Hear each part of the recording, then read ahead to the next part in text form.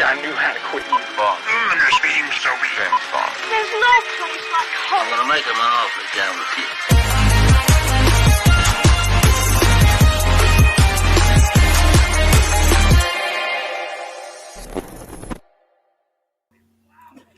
And welcome to another episode of Gone Off the Wind.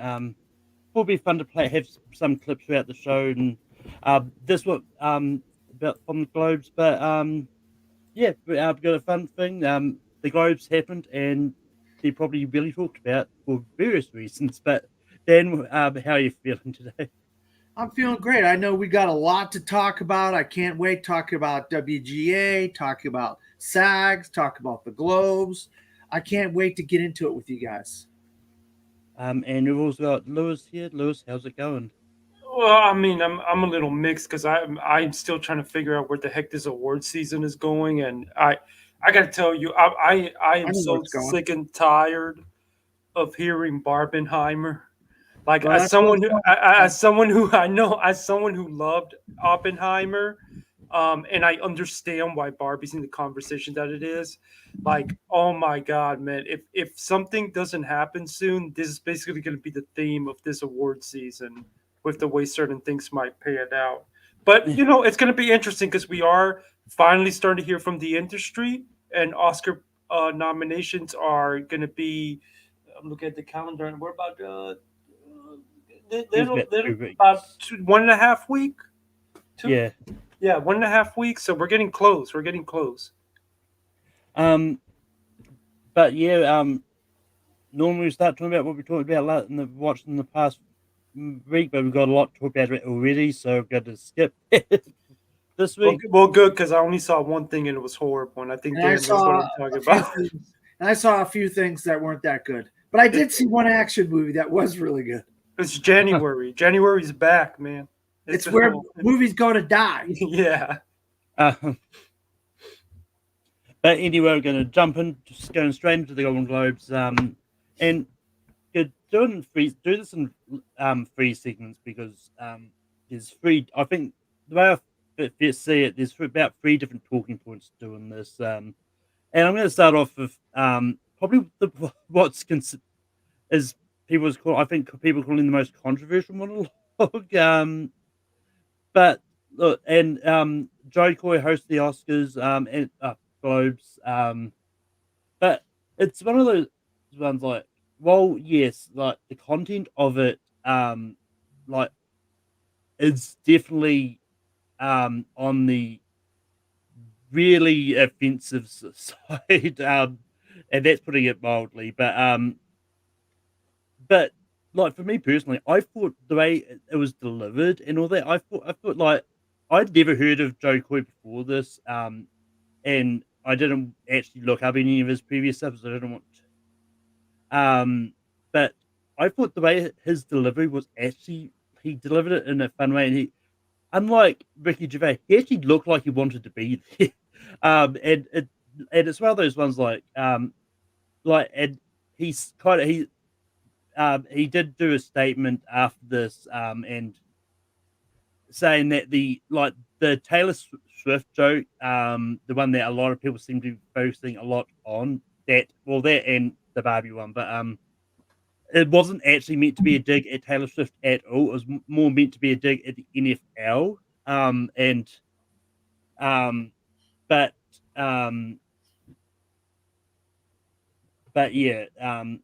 Dan, what are your thoughts about the monologue? Yeah, you have strikes going on, and it hurt the industry quite a bit. It hurt the acting industry, and it hurt the writing industry, and it hurt the movie industry as a whole. Why poke fun at that? A lot of people are out of jobs, out of work, weren't making money. Yeah, these people generally make a lot of money, so they probably had. But there's still a lot of people that weren't making a lot of money that needed whatever. If they wrote one episode of a show or whatever, or they had a spec script that could have been whatever working on or something like that. Maybe they could have bought something that they wrote could have been bought or whatever. They could have been picked up as part of a writing team or a writing room or something. You don't know why this guy decided to poke fun at the writers is beyond me. I mean, I think if you're in that room, you're in my opinion, you're open for criticism as far as that goes. That's part of what hosts do. They pick on the people in the audience. If you're Taylor Swift and you're in that audience, then you're going to get picked on. Ricky Gervais did it. Everybody did it when they hosted. That's how it's just. I know Joe Coy. I've watched Joe Coy. I've seen Joe Coy in various movies. He's really not that controversial of a stand-up comic. For why he decided to be controversial in that moment, I don't know. Because he's really not one of these like kind of nasty, controversial type of comedians. You know, he's actually kind of a family-friendly type of stand-up comic. He's done some shows on Netflix, and he's not that bad. And he's been in movies, PG movies, and he's really good in those, you know. So I don't know what happened with Joe Coy. I feel bad for anybody that got butthurt or whatever, though.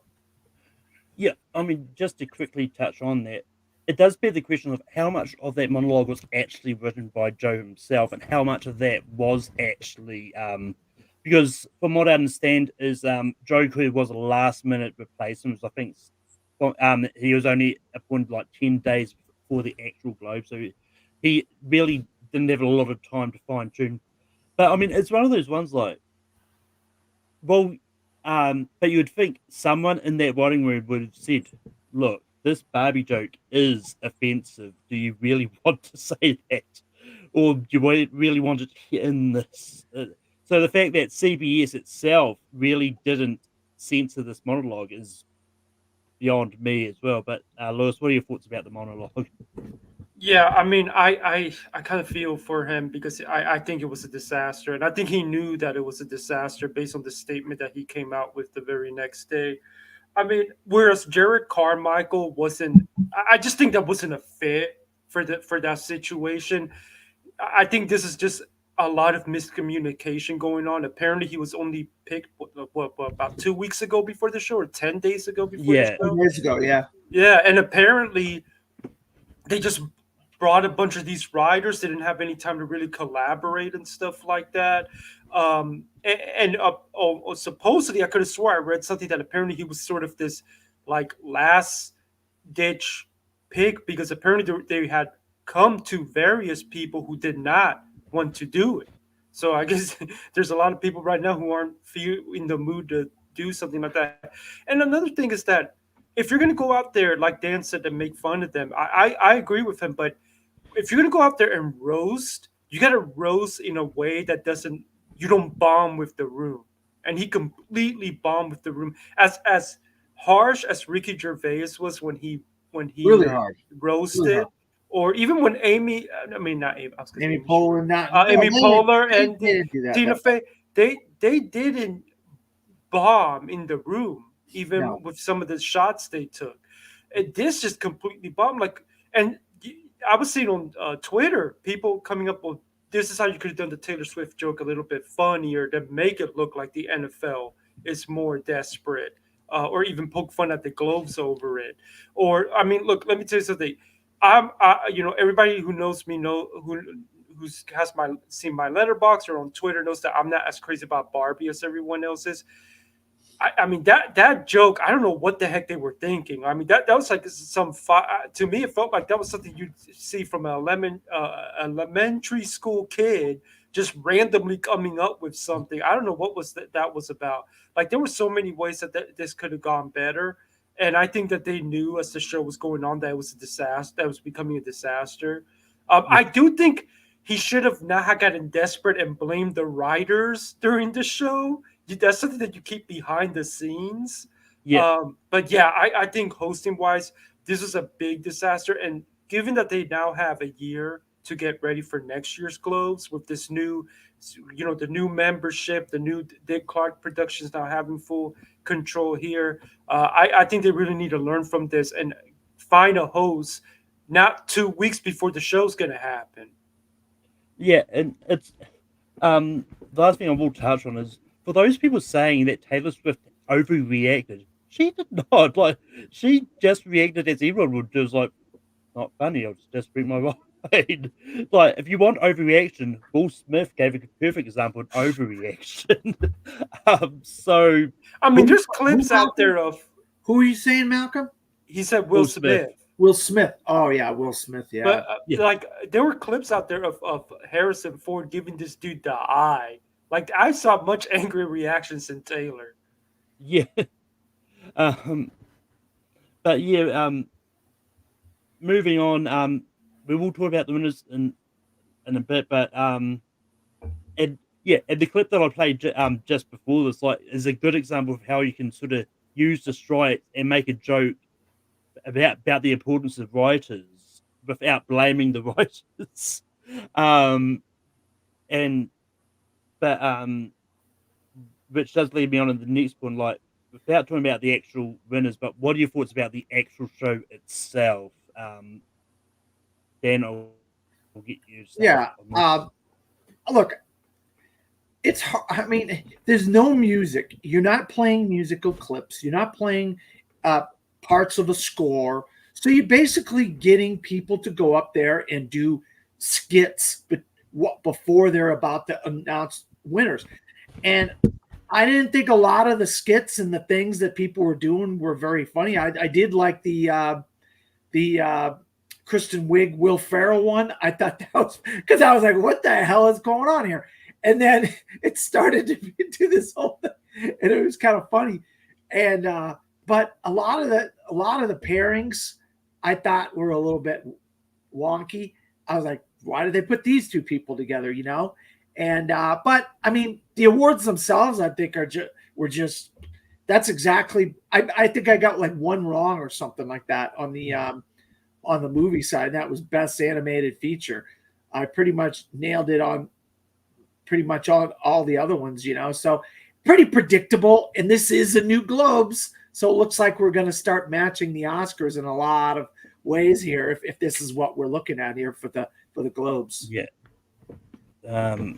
But Lewis, what are your thoughts about the actual show itself? I think it could have been produced a little bit better. I mean, I think I would prefer that we get clips when we're getting the acting lineups run down. I really prefer to get clips. I understand why you had the presenters staring at the camera away from the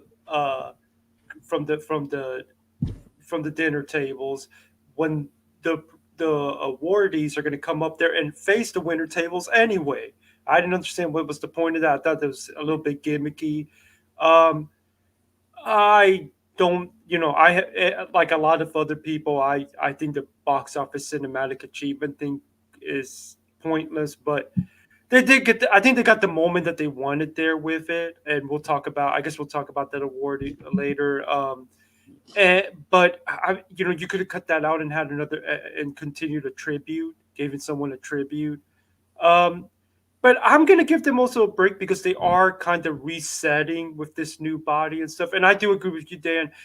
I kept when we did our predictions, I said I was gonna predict like the old Globes, sort of, and kind of dare them to show me that they were new. And I think on various fronts they showed us that this is a new body and something that I will keep an eye on, and we'll see how this translates in later in the season and in the years ahead. Maybe sometimes BAFTA can be a little bit iffy for us to figure out because of how different their tastes are to sort of like in the guilds and the Oscars themselves. This could be one that gives us a little bit of a look, a tease into what BAFTA voters are thinking, because this is a more international voter base here. But I will say this, not to cut you off, but you can almost guarantee All the Strangers is going to have a big impact, and Society of the Snow are going to have big impacts on the BAFTAs, which didn't really have a lot of impact on the Globes. Yeah, I agree. But though I will say keep an eye on Anatomy and Zone being huge with Absolutely. BAFTA. But we'll get to that eventually. We still got to deal to. I mean, BAFTAs are next Thursday, and I have a feeling that that they might be a little bit more more international than what we've been getting used to with some of these guilds. But we'll get to that in time. Well, yeah, I mean, I think, and also I think the BAFTA's voting thing is a lot different than what the other places do. Yeah, because they have a jury system. Yeah. Yeah. But yeah, like I wasn't like for whatever reason, like they weren't airing the Globes on any channel in New Zealand, so I wasn't able to actually watch the actual Globes. All I could live through was seeing the random clips on TikTok and all that and YouTube, and just on those. So I don't really get a lot of that, like full show. It did surprise me that they didn't. Have they performed the songs in the past? At the Globe? No, they don't perform the songs. That's what I'm just trying to say is there wasn't a lot of ways to create a creative kind of thing where a give and take between what's on stage and the audience in the room. It's just people get up there, they present, the winners come up, accept, then the next batch of presenters come up. You know what I mean? It's kind of boring. It's like rinse, repeat. You know, rinse, wash, repeat, whatever. You know. Well, that's what I was meaning is, for some reason I always thought they used to perform the songs, or at least I'm pretty sure they used to do like these packages announcing like the winners of the nominees for each musical and drama category, so of both TV and thing. Because I'm pretty sure they used to do that, but they did used to, but with the exception of, I think it was with the exception of the actual like features, like they basically just showed the person's face and moved on, and I'm not a fan of that. The 2020 season Oscars did that, and I couldn't stand that they did that. I want to see these acting clips. Yeah. Did they do more for the animated ones, Lewis? I think I recall the animated clips being longer for some reason. I don't know. Maybe I'm wrong. Well, they for the feature ones they showed a couple clips, but for the acting ones they just breezed right through them. Oh, okay. Okay. All right. Gotcha. But yeah, it's one of those ones like in some of the clips like watch, like there's definitely some really awkward pairings. But I mean, I did like the pairing of Simu Liu and Issa Rae. I think their pairing was good and that was right. What was the one with Jenna Ortega and somebody and like whoever it was like super tall or something? I don't know. Maybe I'm wrong. I don't. Yeah, I don't remember. There might have been Ortega there. Maybe not. I don't. Maybe it's somebody. I just can't recall who it was. I mean, most of the clips I was looking at is more on the movie side of stuff anyway. So any of the presenters of the TV side, I didn't see. So yeah. But that being said, I think one of the most awkward pairings that just for various reasons is the America Fair and Kevin Costner one. Oh, that's what it was. That's what it was. Now you hit the head now, Malcolm. That's the what I was. That's why you don't set up a show with just 2 weeks ago. You got to get this stuff ready, man. You got the Oscars know how to do this. Yeah. What a weird thing that they had going there. Yeah, go ahead, Malcolm. But yeah, it was just really awkward, and that's actually one of the clips I'm going to actually show right now because just to show how awkward it actually was, because I can't put into words how awkward it seemed. What the heck are they doing? Look, all credit to American Food. She was trying to save their. Yeah, she was. She was. Kevin Costner was like, no. I have a feeling he had no idea what they were going to talk about until he arrived. Yeah. Oh my God. But it's one of those ones like just from that clip, just the setup of all those tables as well look really awkward. Because I've seen people sort of comment on this too. It's like the winners getting there look like they just had to climb over people all over the place just to get up to that stage. Like, yeah, that was a weird placing. I meant to say that before. How they had that stage in the middle of like a bunch of tables and stuff. It was like, why? Why do that? And I'll bring this up since we shouldn't be talking about the TV stuff, but the beef table and beef had a big night.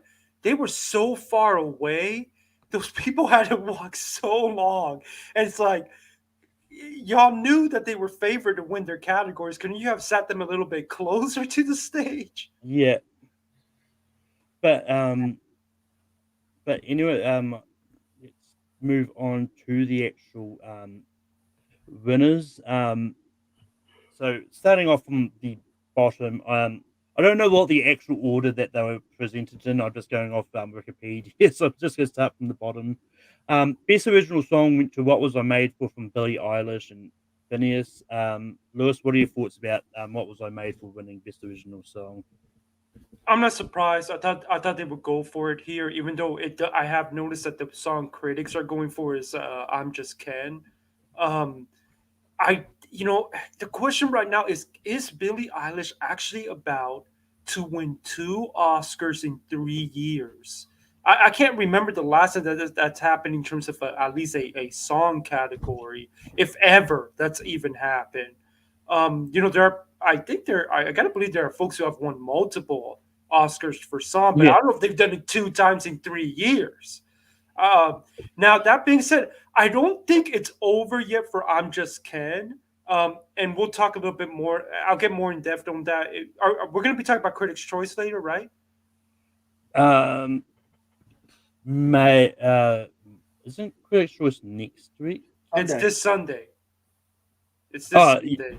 yeah. I'll see what the time is because I've only got like a strict 2 hours. Oh, okay. Yeah, So I mean, like, yeah, I still think it's got a chance if the critics really push it.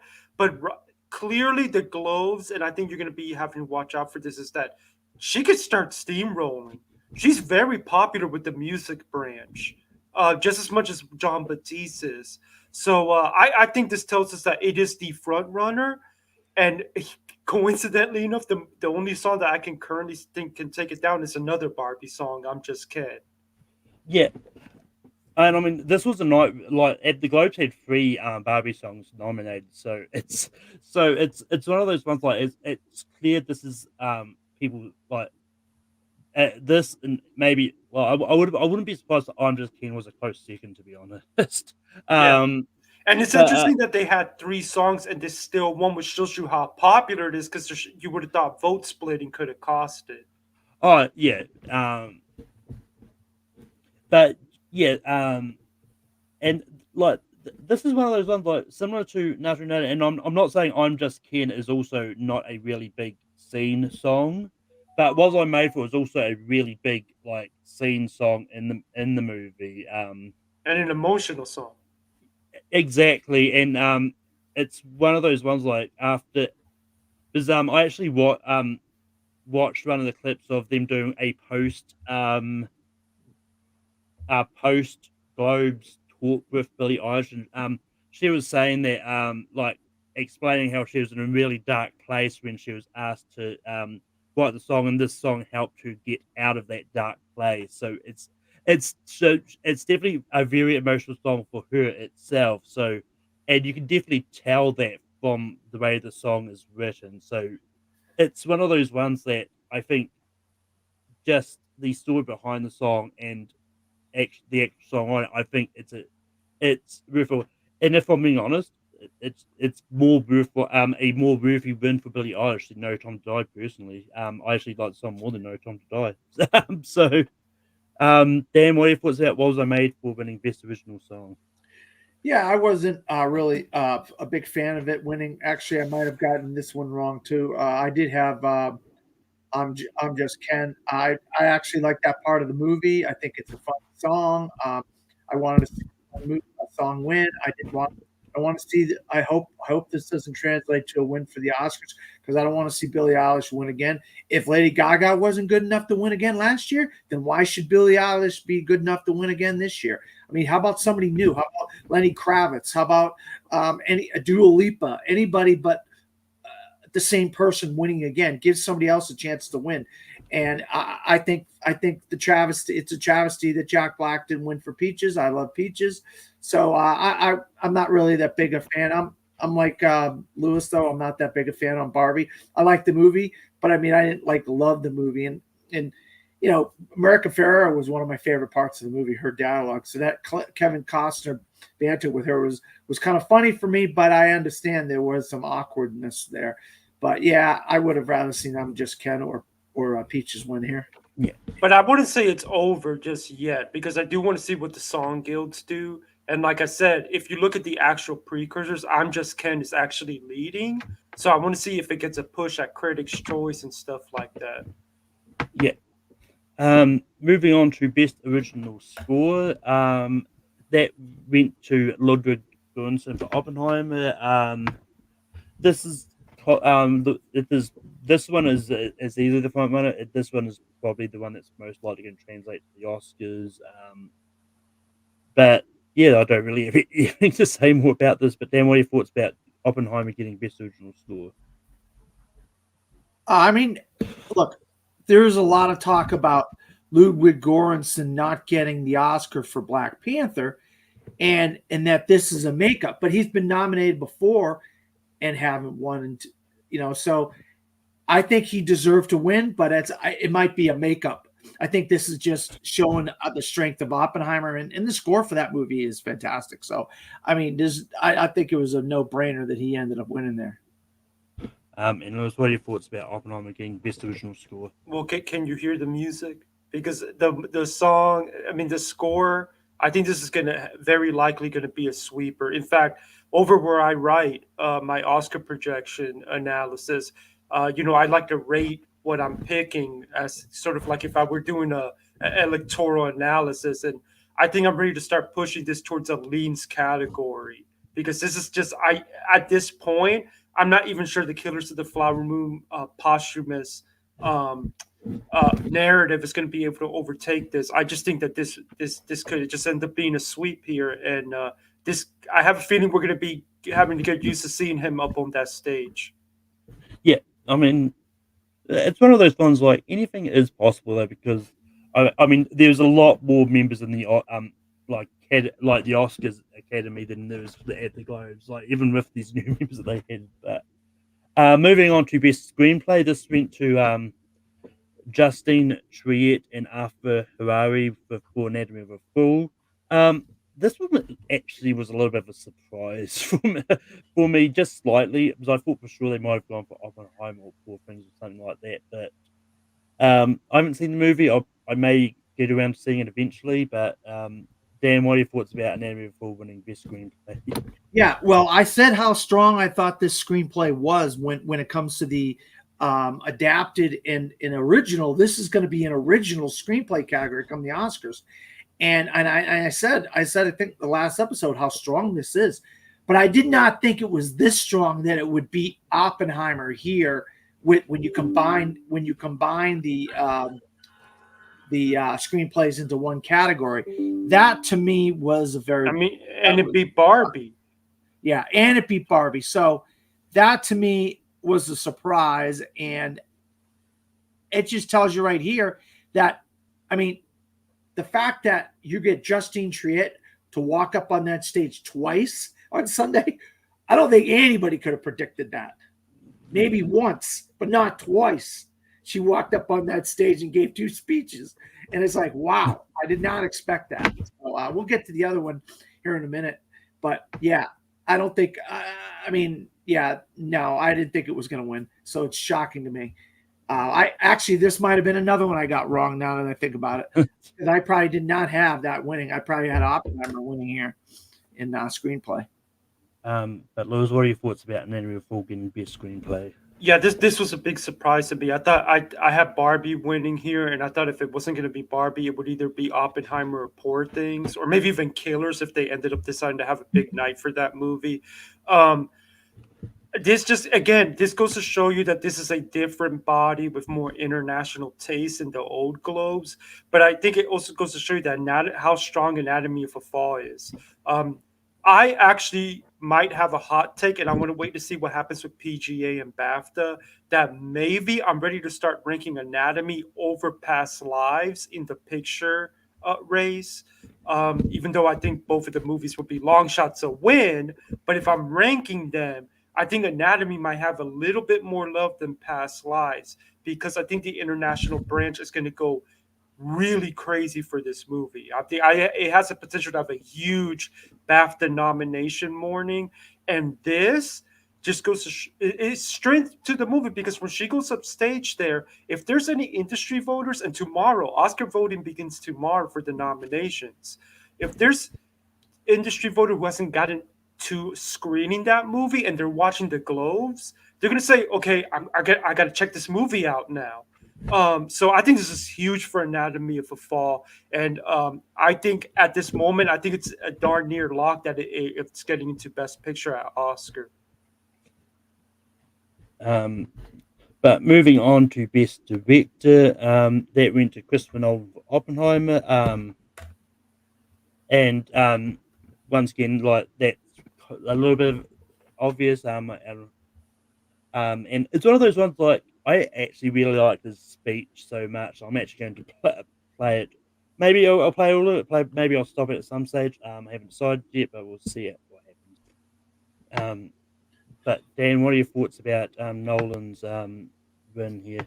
Yeah, I love it. You know, self-deprecating to where he gives the credit to other people instead of himself, and those are the kind of moments where you say that's the kind of guy we want to see win, because he's saying, hey, I am only as good as the people that I represent, which means the actors, which means the cinematographer, which means the tech people behind the scenes, and so.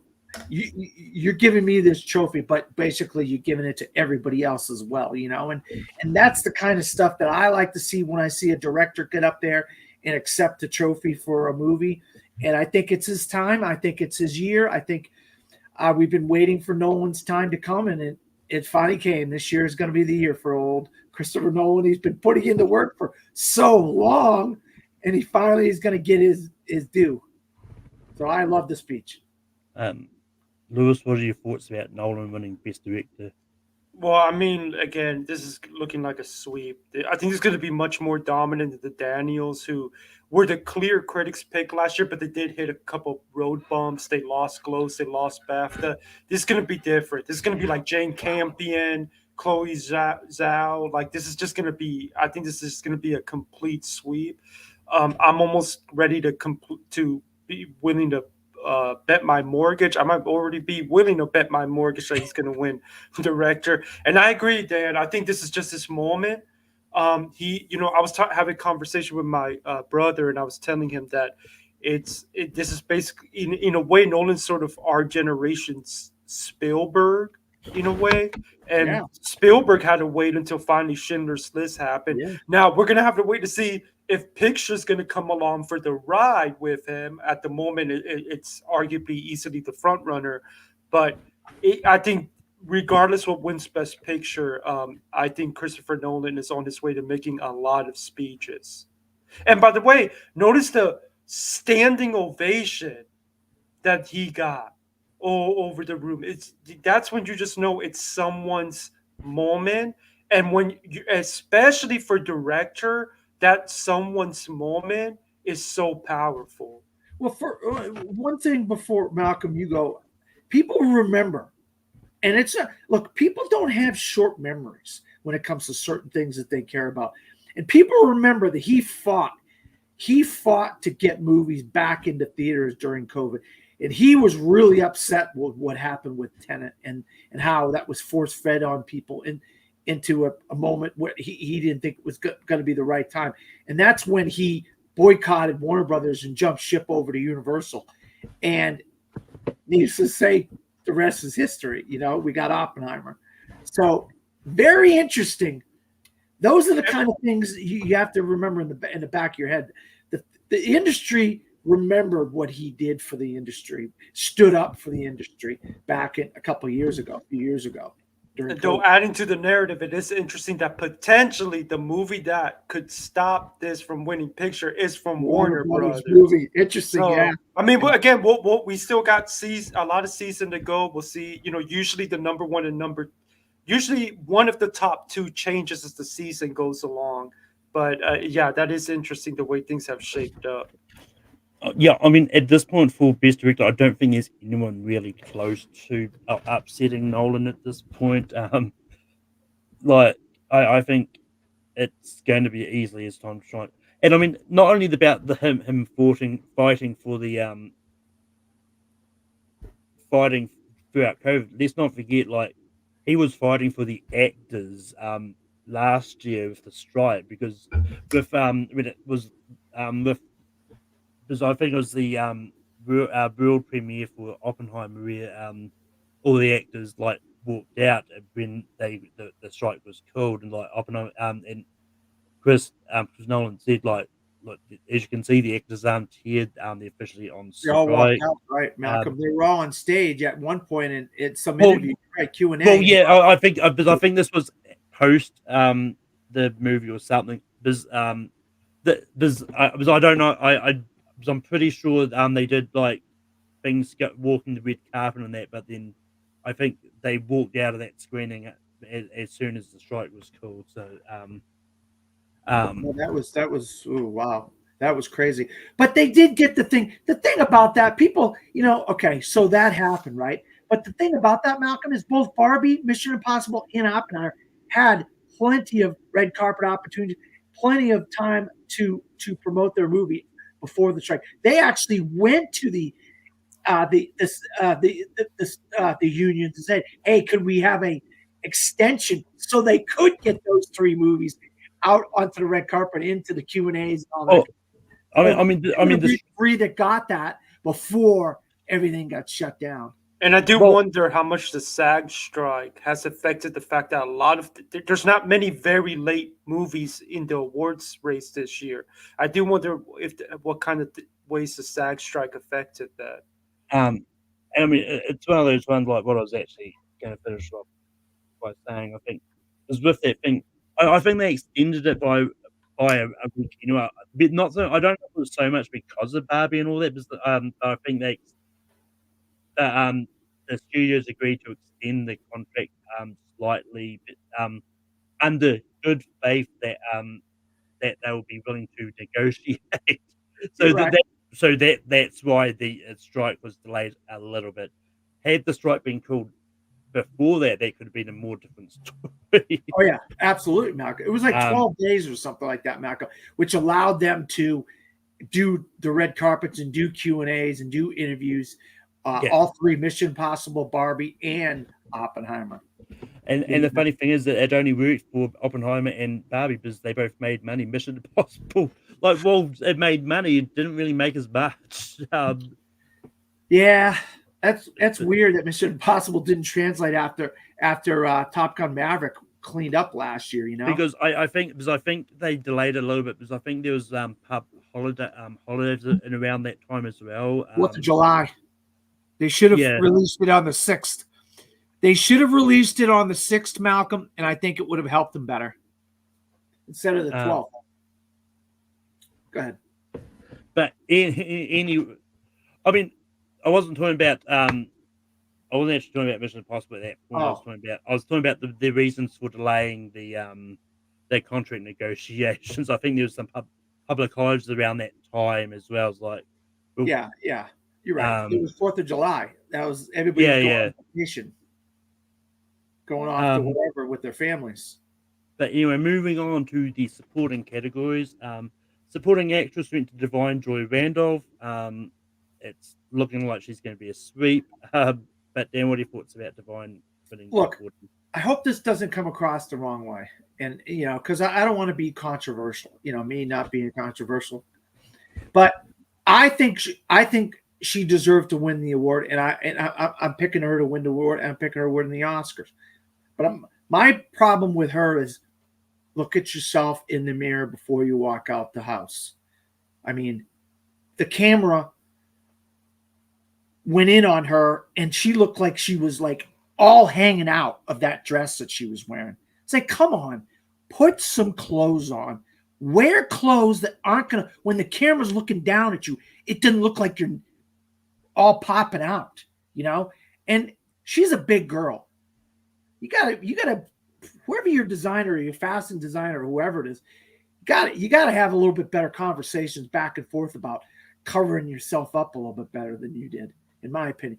Because there was a scene where they were either going in on Paul Giamatti or going in on that table, and they caught her like this, looking down on her, and look, she was like all hanging out. And come on, man. got to look at yourself in the mirror before you walk out the house. I mean, look, I would argue that's just that camera's fault for the way they decided to do it. Because to me, there's nothing much wrong with that dress. It could have used a shawl or something for the top half, maybe. But I think it that's might just be the camera's fault because looking at the Yeah. pictures in the red carpet, I thought she looked fine. yeah. Go look at the show again, and there's a couple times where the camera zooms in on that table or Paul Giamatti or whatever, and they're looking down at her like this, and it looked like she's all coming out of that dress. Yeah. No, I mean, I get it's, as I said, it's more the cameras and the setup of those tables than her dress, because her front on it's fine.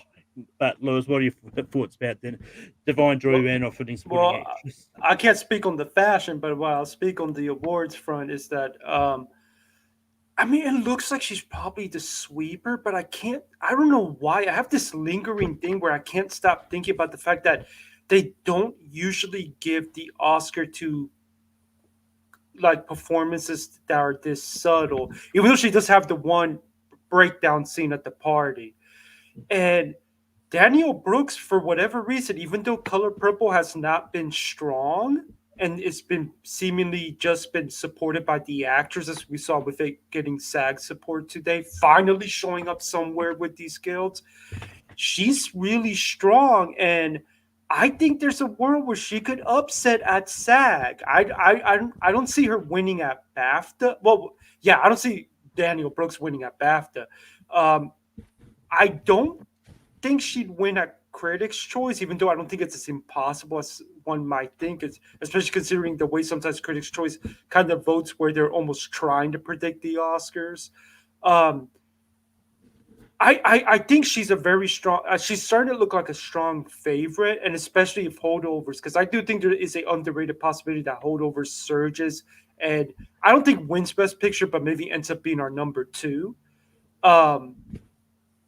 But I just can't shake off this thing that I need to see her win SAG, because based on conversations that I've had or talked to people who know other SAG voters are not like the rest of the industry who aren't touching Color Purple. SAG voters love Color Purple, and they especially love Danielle Brooks. But I think absolutely she cemented herself as a Deej front runner here. I just need to see her win at SAG for me to really think that it's hers to lose. And the more that she wins, by the way, the more, again, that it helps Holdovers, because if Holdovers is going to win, it's either going to be her or Giamatti, which we'll talk about later, who's going to be the puzzle piece to getting that Best Picture win. Because as we all know, Nolan's got director wrapped up. So any other movie that wants to win Best Picture, they need an acting win and they need a screenplay win. So yeah, I think she's solidified herself as the front runner. I'm just not ready to say for sure that she's going to be a sweeper. Yeah, and I want to just touch on real quick Danielle Brooks. That is weird. That is weird how she hasn't translated with a lot of the critics groups and stuff like that. It's like she really gave a powerful performance in that movie, and the different types of things she was doing to Danielle Brooks. And then you got Divine Joy Randolph, which kind of had the breakdown and the very emotional scene at the party, but she was kind of more in the back, the side, kind of giving a joke here or kind of a side comment there or whatever to in the movie, and you're like, what makes that like awards worthy and what Danielle Brooks did not awards worthy? It is kind of fascinating. I'd love to get like some awards type of people and to talk on that. What makes one awards worthy and the other one not awards winning worthy? One's winning and one's not. Well, I told you my theory on that a couple of weeks ago. I think Did you? Where I said that I think it's just that the critics like Holdovers more than Color Purple. Oh yeah, I think that's what it is. Yeah. There is eventually, when you sit down, and I know it because it happens to me too. You sit down, and if you find yourself agonizing over two things, whether to include it for nomination or for voting, you're going to lean usually probably towards the movie you like a little bit more. Good point. But that being said, does show strength for Danielle that she still is able to keep getting everywhere, even though the movie itself isn't getting in everywhere. So that goes to show you how loved her performance still is, regardless. That being said, Divine Joy Randolph definitely does look like the front runner. I just want to see what happens with SAG, and I want to see what happens with Holdovers, because I do think Holdovers could be a sleeper contender. Yeah, I mean, I don't really have much to say on this. I'm still yet to see the Holdovers. It's come out today for me, so Matt, I might try and see it at some stage. I also haven't seen the Color Purple either, but it's it's one of those ones. And I think when it comes to the critics groups, I think it's just more a more simple case of that the Color Purple just came out too late for a lot of those critics groups to have seen it. Yeah, but I don't think the reviews have been as good as Holdovers. Like the critics generally like the movie, but I haven't seen it. Like people like me, like I adore the movie. It's in my top 5, but I don't have it. Like there's not really a lot of critics top 10. I know it was just outside your top 10, Dan. So I added that like. So that's the thing, is that you're going to need I don't think the passion is there like there is for Holdovers. And I don't have Holdovers in my top 10, but I have it outside at number 11. And don't forget, critics, unlike the industry, critics do go for those subtler performances more than the industry will. Critics can appreciate those more. But anyway, moving on to supporting actor, went to Robert Downey Jr. for Oppenheimer. Once again, this is the narrative that's been happening, and I can. This is another. This pretty much cements him as a front runner. Once again, we'll get to SAG in a bit. Lewis, what's your thoughts on Robert Downey Jr. winning for Oppenheimer? Yeah, so I've been thinking about this, and to me, based on the fact that I don't think Margot Robbie's going to be winning actress, if you believe that Barbie can win Best Picture, and I have to tell you, as someone who was very skeptical that it could win Best Picture, and as someone who subjectively wasn't wild about the movie, I'm starting to think that there is a potential path for it to win Best Picture. But that path requires Ryan Gosling, because he is the only chance that this movie has, in my opinion, to win an acting award. And then, of course, it has to pull off winning screenplay, which good luck, because you're adapted against some tough competition. If RDJ wins at Critics' Choice, I don't see him losing BAFTA to Gosling. So then Gosling's last stand is going to be SAG. Did you see the reaction when RDJ got announced and went up there? That was great reaction from the industry people in the room. And that's the thing that he has over Gosling, is that there's going to be easily a mindset that Gosling's going to have a chance in the future to be in a situation where he can win again. Where RDJ, this is going to be his third major run. And you could argue there's an overdue factor with him, and he's part of easily the current Best Picture front runner. So I think this is good news for RDJ, but I really want to see him win at Critics' Choice, and then then it's about, can he win a SAG and really wrap this up? Because if Gosling, given that what we've seen with Charles Melton, starting to slip with the industry, which I thought he would slip with the industry, but I didn't think he would slip up this bad. I think Gosling's probably the best has the best shot to beat him. But what's going to be key with Gosling is that I think he's the major puzzle piece if Barbie is going to pull off Best Picture. And I think you saw it here, because Barbie, which we'll talk about later, didn't win comedy musical. They couldn't get the acting win here.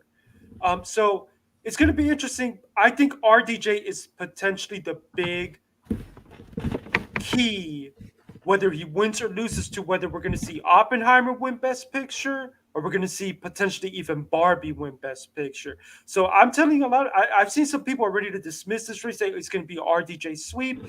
It's completely possible. I've talked to and heard from people. I've talked to some people who say that RDJ's got a really strong support behind him. But I would just say watch out for this race, because this race could be the key to what wins Best Picture if it does end up being a Barbenheimer showdown.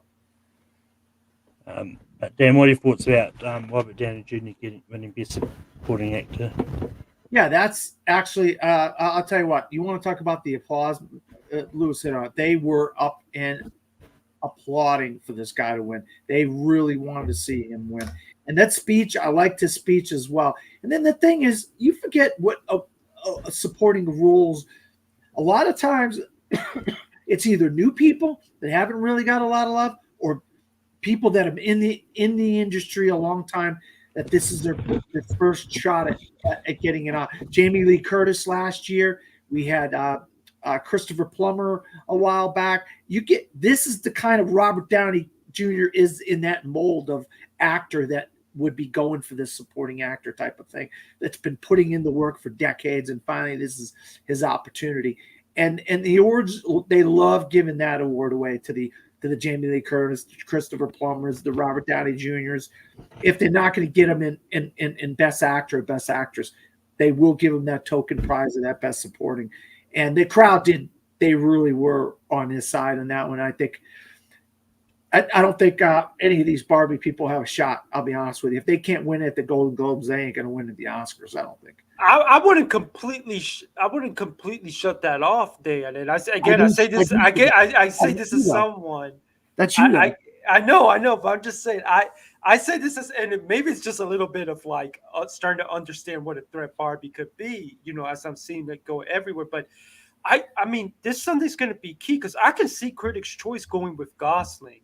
RDJ has the leading precursors, but it's not like he's got a dominant lead over Gosling. And Melton's gotten some votes. But I would just say this Sunday's going to be key. And I would say if it does end up a Barbenheimer showdown, this could be the key to early on Oscar night knowing what's going to win that showdown. Because directors are locked for Nolan. Barbie is going to have to win screenplay if it wants to win Best Picture. And then you need an acting win. Margot Robbie's not going to win. So Gosling is the best choice for Barbie to win. I don't think RDJ has locked this up just yet, but I do think he's got BAFTA, and I do think that if he can pull off CCA, that'll be huge. SAG, though, SAG is SAG. We're just talking about him winning this trophy, though, Lewis. Okay. I know. Well, maybe I'm just getting into analytical, math mode. But yeah, we got. I mean, but this is good for him. This is good for him because Gosling, then he got to go up on that stage and show his strength. Anyway, funny enough, talking about his Robert Downey Jr. See what I mean? That's you're gonna get him on stage 4 times, saying crazy, wild stuff like that. I mean, that's the kind of stuff. That's the TV ratings are made out of, stuff like that. Yeah, I don't think he's a lock yet, but he's going to be hard to beat. Hard to beat. But I mean, I'm always hesitant to call anyone a lock, because I mean, there's always room for surprises. But anyway, moving on to Best Performance in a Motion Picture Musical Comedy. I'm just going to do both of these at the same time. Actress was Emma Stone, actor was Paul Giamatti. Dan, what was your thoughts about Paul and Emma winning here? Another great speech by Paul Giamatti. I mean, of all the things he could say, God forbid, thank teachers. How about that, Florida? Someone's up on stage at a movie award show thanking teachers. How about pay your teachers, you jackass state? Freaking idiot state that we live in, Lewis. Nope, they don't want to pay teachers. Paul Giamatti, I mean, he's just a great actor. He deserved it. Emma Stone is another one that, I wasn't going for her to win twice, but it looks like it's going to be the second. These awards, they love getting out that second trophy to a lot of people. And it seems like the women have been getting a second trophy a lot lately, second, third, lately. I was up for Carrie Mulligan, but I mean, I think she was in the other category yeah, I mean, these are the two I predicted, so I was glad to see him get up there, and they're both gave good speeches, so good for them. Lewis, what are your thoughts about Paul and Emma winning actor and actress musical comedy? Yeah, Paul did a good speech. If Bradley Cooper does not translate down the line, I think he's Cillian Murphy's biggest potential threat. Though if Paul wins this Sunday, I'm not predicting he will. I think it's still a Cooper versus Cillian battle. But if Paul wins this Sunday with Critics' Choice, we really got to start taking seriously that he might go all the way. And he is a beloved actor. He does have that overdue narrative. This and holdovers is strong. I still think, based on conversations I've had with people, reports that I've read, holdovers is very popular with industry people. So it's going to be interesting to see him where he goes as the season goes along. Emma is going to be interesting because a lot of people, we'll talk about this when we get to actress drama, feel like Lily Gladstone has taken the lead on her. I think I might be inclined to agree with that, even though personally, if I were a voter, I would go with Emma over Lily. No offense to Lily's great performance. I just thought Emma was more bold with her performance. But I wouldn't. Again, we'll have to see what happens to Critics' Choice, because I could see Emma winning Critics' Choice. And I can even I know Critics' Choice voters, and they are in love with Emma Stone's performance in Portland. Yeah, I mean, at least 10, a handful to 10 people that vote for the Critics' Choice Awards, and they are in love with Emma Stone. Now, would you say, Dan, if Emma loses on Sunday to our actress drama winner, who we'll talk about later, do you think at that point she's looking in trouble? That would mean she's in trouble, but I don't think she's losing Sunday. She ain't gonna. Well, we'll see on Sunday. We'll see on Sunday. We'll get to that on Sunday. But yeah, I mean, in any other year, I feel like she would sweep. But the narrative with Lily Gladstone, who we'll talk about later, is just too. I think it's really strong. But yeah, it really in the end, at the end of the day, pretty predictable winners. Though when I saw Emma win this, and after I saw that Barbie had not pulled off screenplay, that's when I started to realize that Barbie was in trouble for a comedy musical picture.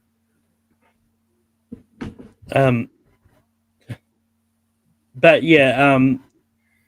Oh wait, hold on. Sorry to cut you off, Malcolm. We forgot to mention the whole crazy story of Paul Giamatti taking his Golden Globe to the In-N-Out Burger. Oh yeah, no. We do that all the time. I mean, I was going to bring that up. I was going to sort of talk more into about it, but yeah, like both of these people are going to be nominated in their respective categories at the Oscars. It's not overly surprising for me, and considering the competition Paul Giamatti was up, I don't think there was anyone that was really going to take it away from him at the Globes either. Maybe Jeffrey Wright is probably the one that was closest. But yeah, nothing much really too surprising there. But very quickly, I will touch on something about Emma Stone. Like, one of the post press junket things for the Globe, like one of the reporters had the audacity to go like, "Oh, what do you feel about Taylor Swift applauding for her wins?" Like Emma Stone and Taylor Swift have been friends for about 20 years. So it was like, so Emma Stone's just quickly like, "Oh, what an ass!" So it's explained the story of how they've been friends for 20 years. Like, so, but they were like, that was the question that didn't need to be asked. Like, what else would someone feel about their best friend support to do their Win Awards? Stupid question.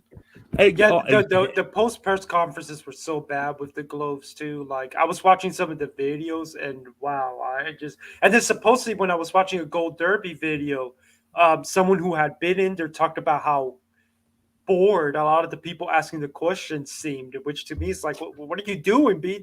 be there and ask smart questions.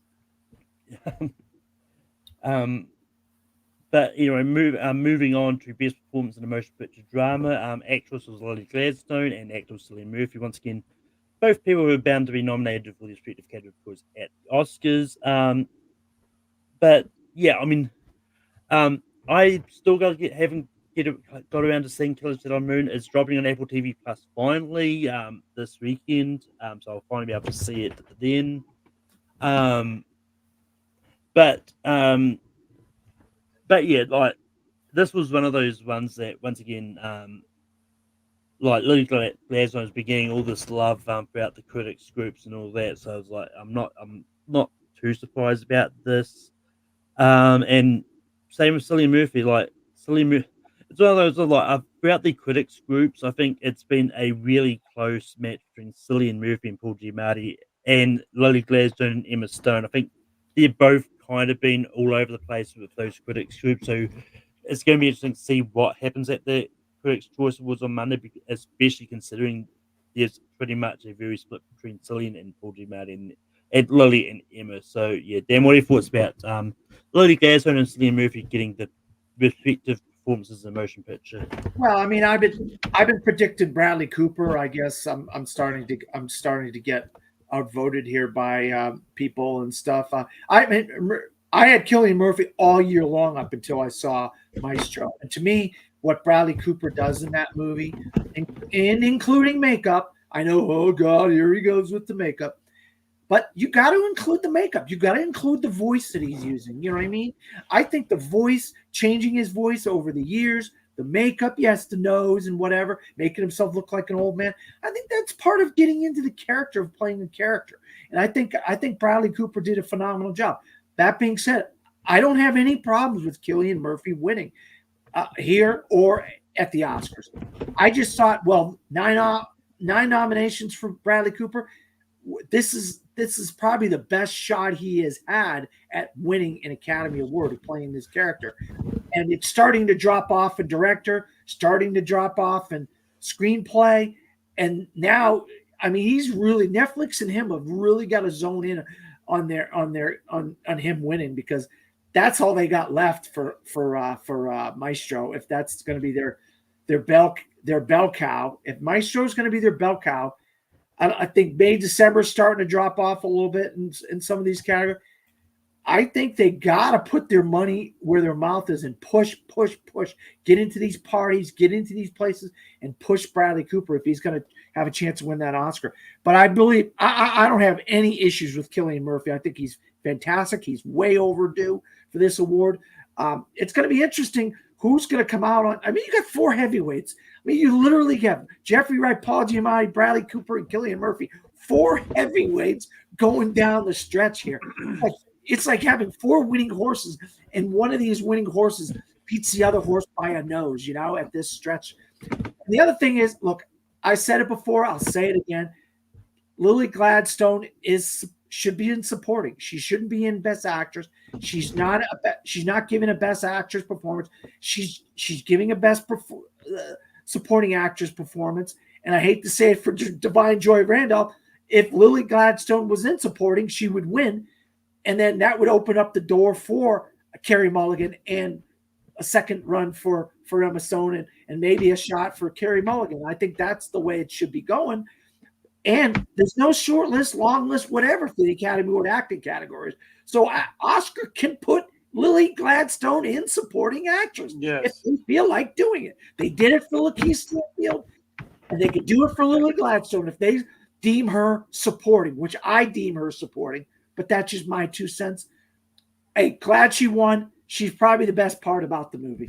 So, makes sense. And the whole Native American thing, that's the thing, the way the country is starting to rally around Native American people hundreds of years later, after we persecuted these people and killed thousands and thousands, stole their land and all this stuff, stole their oil in this movie, so killed them all off. So I see the narrative behind Lily Gladstone. I just think she should be in supporting. She probably should win supporting, and one of the others, Emma or Carey, should win Best Actress. That's just my 2 cents on that. I mean, I don't know if she if she was in supporting, if it would be a clear shot to win it either. But then again, I haven't seen any of those movies, so I can't really say. But Lewis, what's your thoughts on Cillian and Lily winning the best performance in drama? Well, going to actor, that's interesting. So, Dan, you think there is still a world Jeffrey Wright ends up winning the Oscar?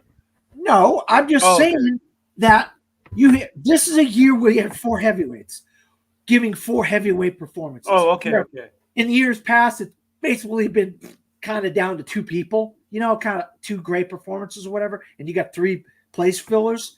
You really have 4 freaking dudes that are really giving Oscar-worthy performance. I'd say Coleman Domingo gives an Oscar-worthy performance, but yeah, I don't think he's starting to lose traction. Well, I think Coleman can still get in. He showed up at SAG, yeah. But I hope he gets in. Me too. He's on my personal ballot, so I hope he gets in too. But I'll say so. A lot of people are ready to say that this race is over and that Cillian has this locked up. A, Paul Giamatti could still come from behind and take it from him, and B, this is a new body from the Golden Globes. This is more criticky than past Golden Globes bodies. There's still a world that Bradley Cooper pulls off a SAG win, and then he gets the makeup that's going to be on his side, and he could suddenly win. And by the way, Maestro has been nominated all over the place, with the exception of missing DGA, but I don't think a lot of people were necessarily thinking it was going to show up at DGA. But there is still strong, passionate support for that movie, even with how divisive the audience scores have been and such. I still think Bradley Cooper could still come from behind and still win this. That being said, even though Bradley Cooper's my personal favorite and who I would vote for, Cillian Murphy's performance in any other year would be easily my number 1 choice, and I would not mind it if he wins. And on top of that, if he wins, I think it's extremely likely Oppenheimer wins Best Picture if he wins actor. Because I cannot see a world Cillian Murphy wins actor and Oppenheimer doesn't win Best Picture. I just can't see that. Because for him to beat Bradley Cooper with everything that's the stars aligning for Cooper. There's a Birdman narrative here. There's a freaking Birdman narrative. You gotta keep the Birdman narrative in here. That's director, best screenplay, best picture, no best actor. Yeah, and that's what I'm looking at. There's still a world Critics' Choice gives it to Bradley Cooper with knowing the way that they voted in the past, even though he hasn't been winning a lot of these critics, but. Neither was Angela Bassett, but the Critics' Choice members got around the idea of what if we can push her to become the supporting actress winner. I could see that happening with Bradley Cooper.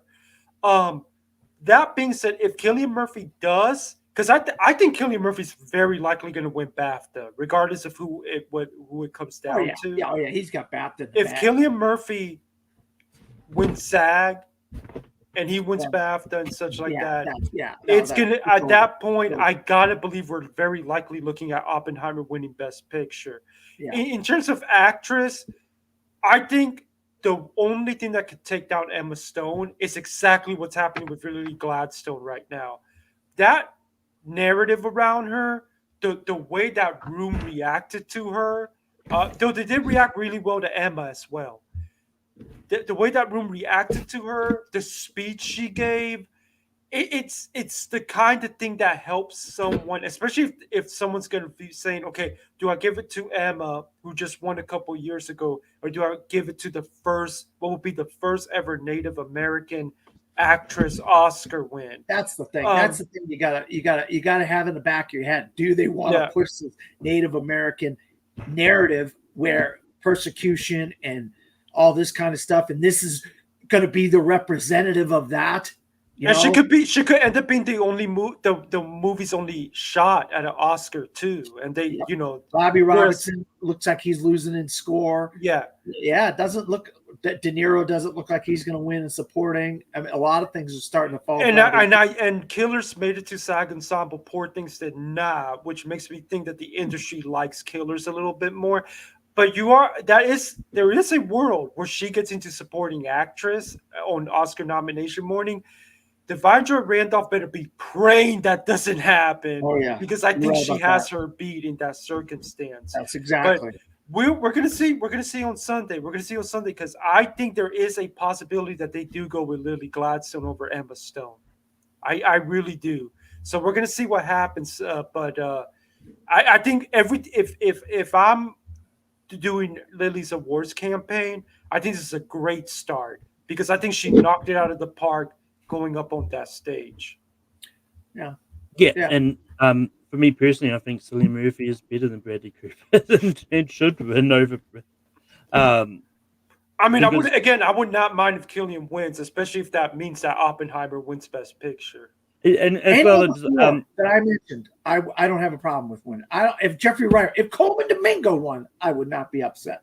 yeah, I mean it's one of those songs like I don't even know if Maestro winning Best Hair and Makeup is going to be a thing at the end because I think Poor I think things, it there's one. Barbie. Well, no, but there's more. Well, it can't be Barbie anyway. So I don't. Barbie wasn't. Yeah, sure. Barbie didn't make it into. Oh, it didn't make it in there. Oh, wow, No. But which is bizarre. stupid. But- That's dumb. Like No, I don't like the I movie, still and got I more- had it in my ballot for makeup.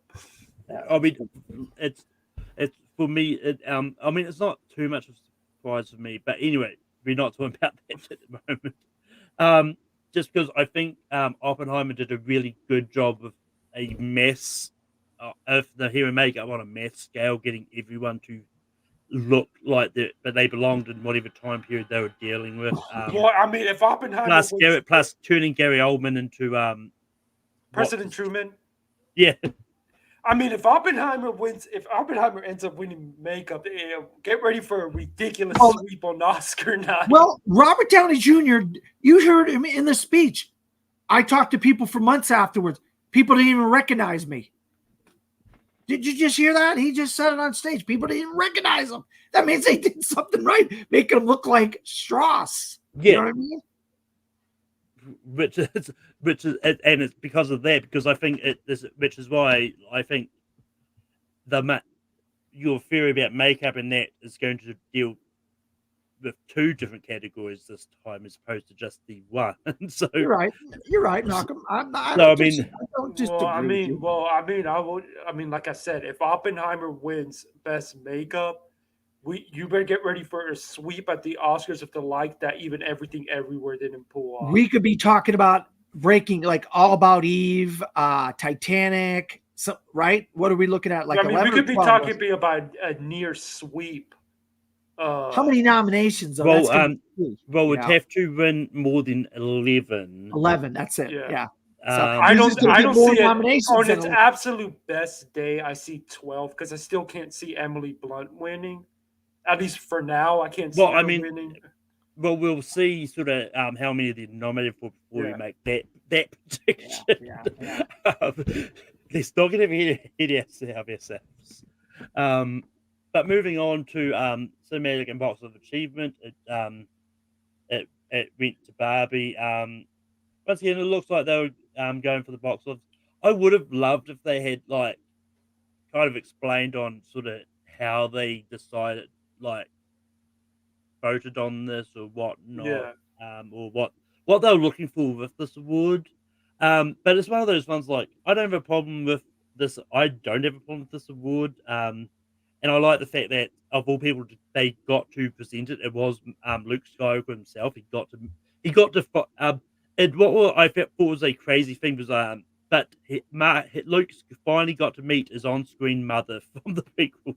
Apparently, him and Natalie Portman had never met before. Before the Globes. That was a nice moment, actually. I saw that on Instagram or wherever. Yeah, I was like, "Oh my god, that is nice."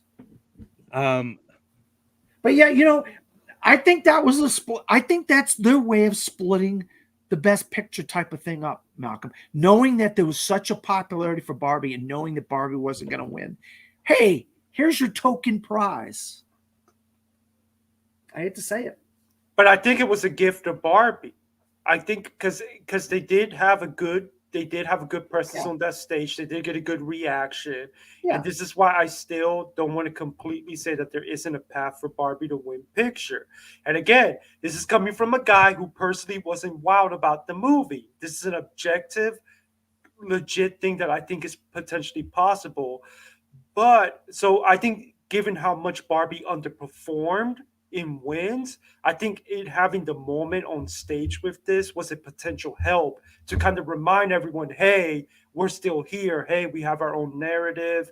We could be the cool hip choice and all this stuff. But that being said, I'm still not a fan of this award.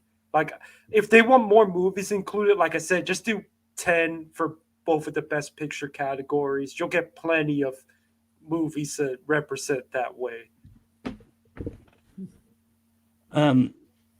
But yeah, moving on to non-English language, and this went to Anatomy of a Fall, which is showing the strength of this movie, but also maybe a little bit of a weakness in the Zone of Interest, which is the people could call him the front runner for international feature of the Oscars. So, but And I have a theory about that. I have a theory about that, Malcolm. Nazis.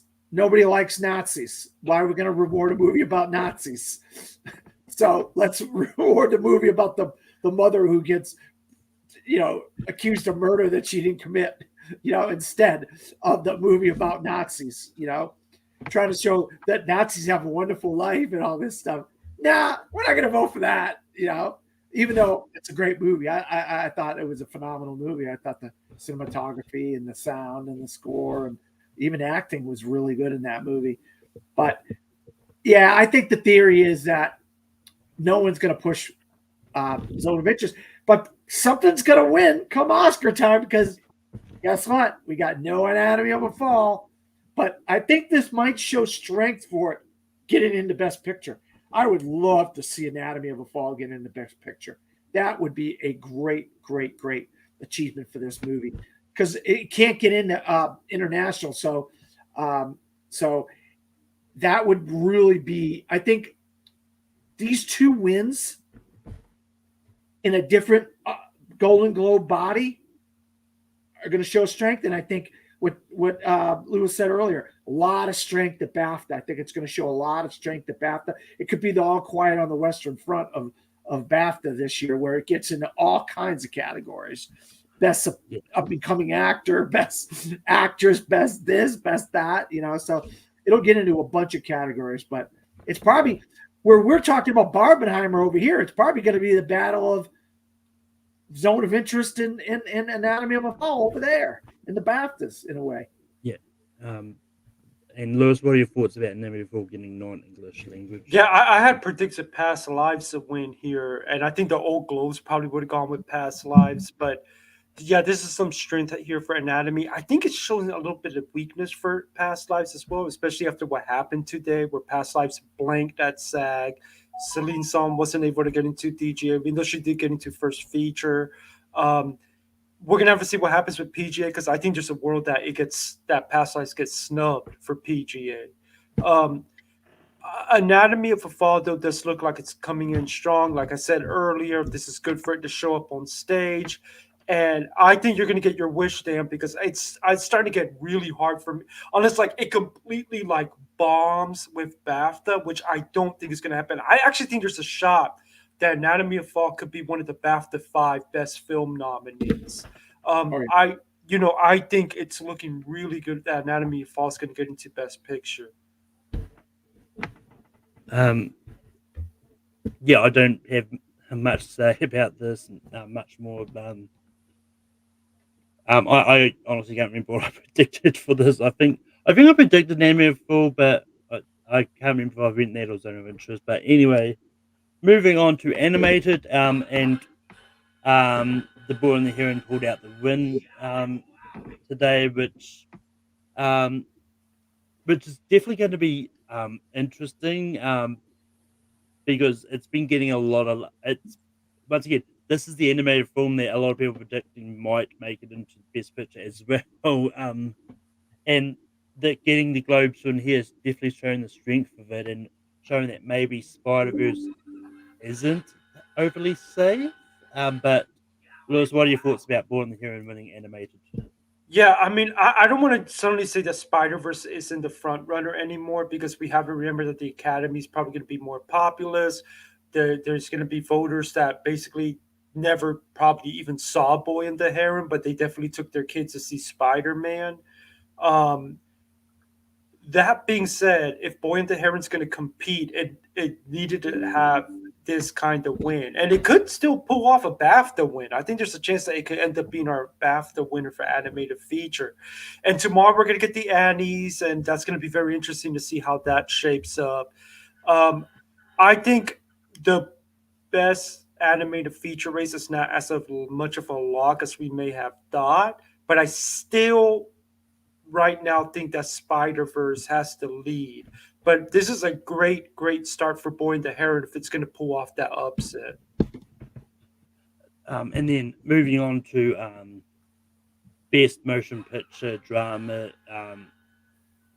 musical comedy. And once again, I'll just do both at the same time. Oppenheimer and Poor Things both won their respective categories. And actually, Dan, I don't think I went to you for animated. But Dan, what are your thoughts about Boy and the Heron winning animated? Yeah, I mean, I was pretty surprised, to be honest with you. I thought that Spider-Verse was the heavy favorite here and the heavy hitter that was going to kind of clean up during the awards season. And I guess with these European voters, European journalists, maybe they went with the European film here instead of the distinctly American film. Hopefully this trend doesn't continue, because I don't think this movie is as good as Spider-Verse, is 2 or 3 other animated films that I thought were better than The Boy and the Heron. So for my money, I hope this doesn't continue. I mean, Gilby's always hit and miss with people, so not everyone's going to be at the same. But anyway, I'll go to you first here. Dan, what are your thoughts about Oppenheimer and Poor Things winning in the best respective categories in the best motion picture race? Yeah, I mean, I guess Holdovers, would have been something I probably would have predicted over Poor Things, because I like the movie slightly better by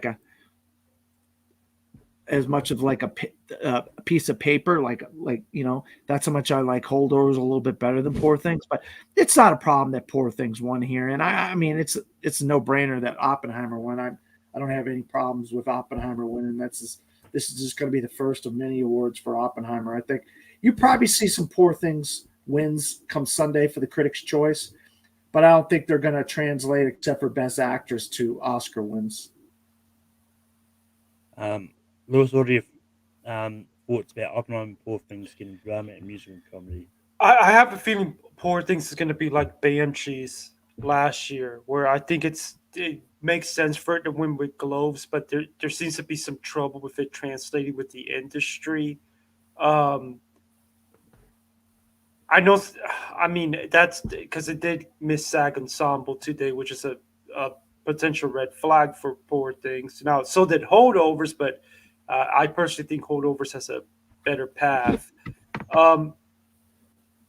Oppenheimer winning drama, to me, is just continue to solidify that whatever happens, however this all ends, it's going to be number 1 or number 2 in picture. I don't know what.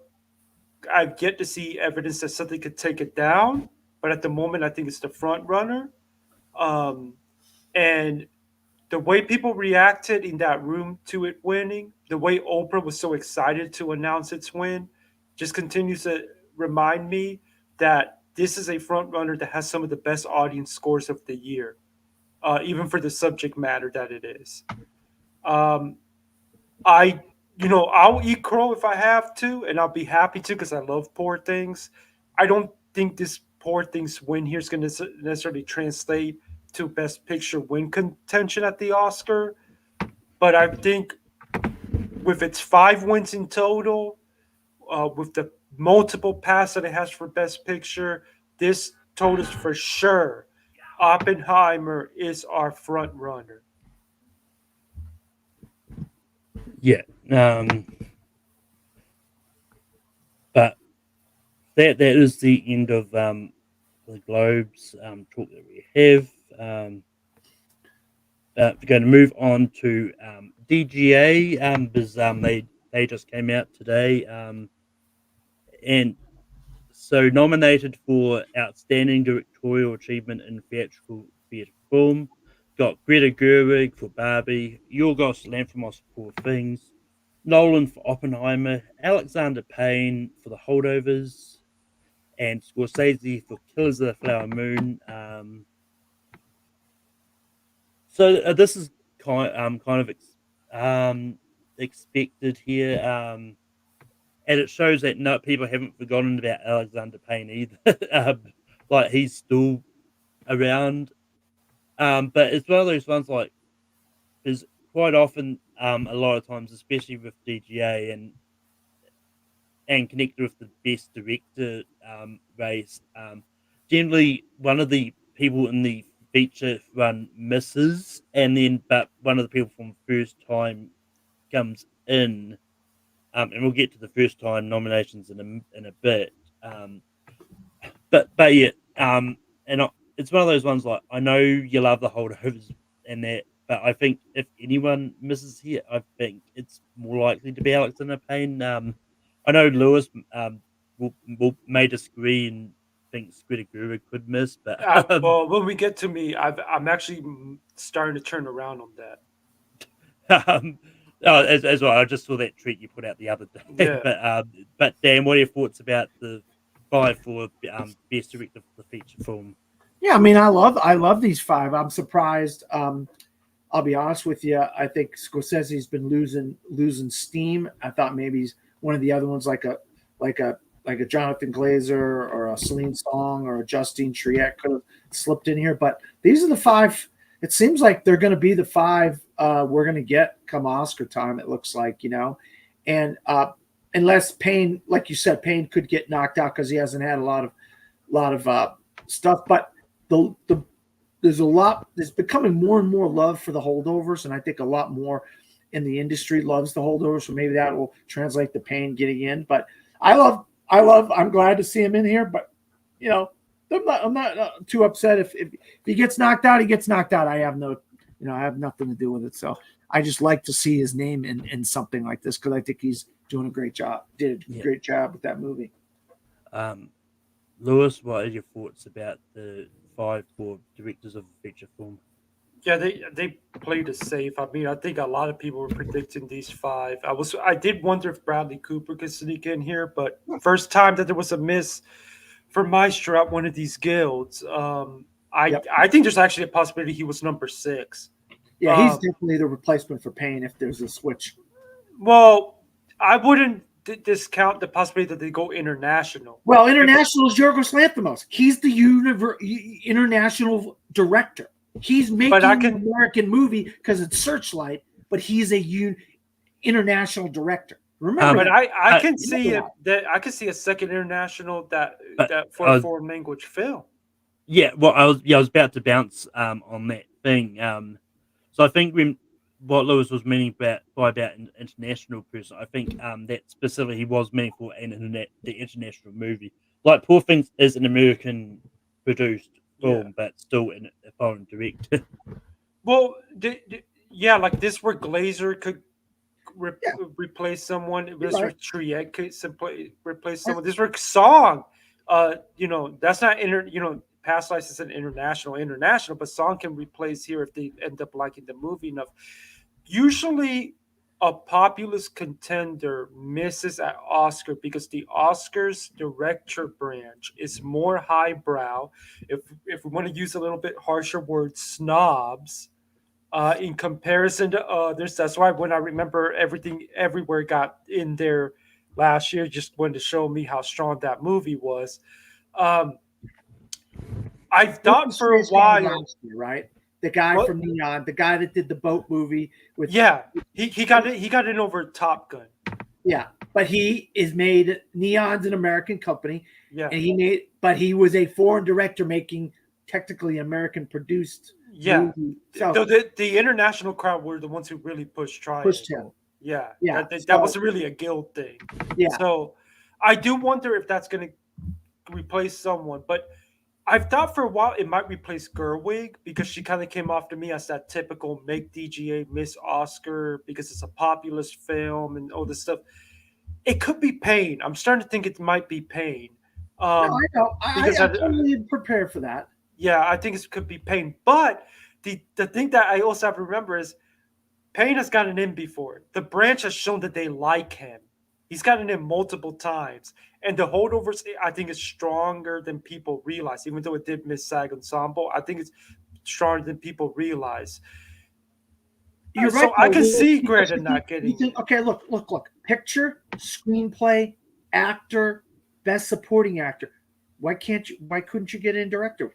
That's the big five. You know? Yeah, that's Four the of the big thing. five, you know what I mean? Right, that's the thing. Now, I do think there's an not impossible world that Yorgos actually misses in favor of another international. I'm not going to predict that, but if Poor Things isn't translating as well with the industry, but I'm starting to lean out that Payne is going to be the miss, but I don't think a lot of people out there realize that there is a world Greta misses.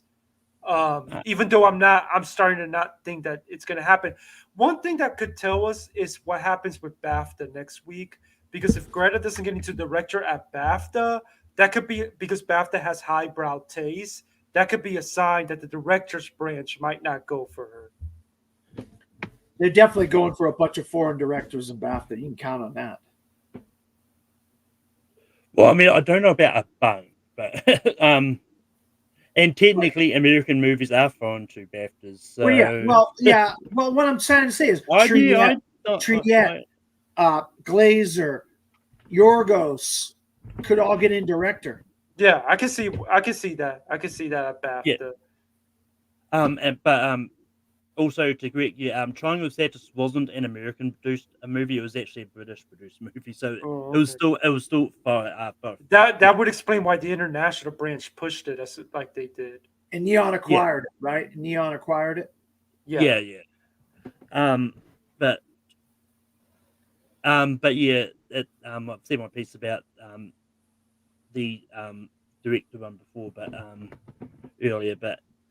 Moving on to the first time theatrical feature film, which you've actually renamed to the Michael Apted Award for Outstanding Directorial Achievement, first time theatrical film. And there was a joke, just going back to Joe's film, there was a joke that John Batiste and Andrew Day made. It's like, we know why these award shows are long. It's because they've made these the category names really long.